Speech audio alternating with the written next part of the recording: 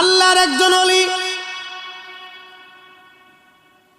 কাবা শরীফে প্রত্যেক বছর হজে যান, আর উনি দেখলেন কাবার পাশে একজন যুবক হাত কাটা, একটা যুবকের পা কাটা, চোখ উঠানো,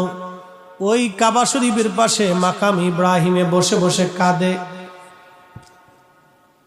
বসে বসে কাঁদে আর আল্লাহ আমারে মাফ করে দাও, আল্লাহ আমারে মাফ করে দাও। কিছু সময় পরে আল্লাহ আল্লাহ আল্লাহ আল্লাহ আল্লাহ আল্লাহ জিকির করে, আবার আল্লাহ আমারে মাফ করে দাও, আল্লাহ আমার ভুল হয়ে গেছে মাফ করে দাও, আল্লাহ আমার ভুল হয়ে গেছে মাফ করে দাও।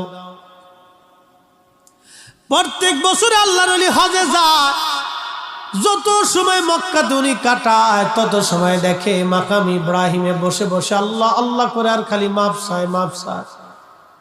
শেষ বেলা একদিন যে জিজ্ঞেস করলেন, হে আল্লাহর বান্দা, তুমি এখানে বসে বসে কান্দো,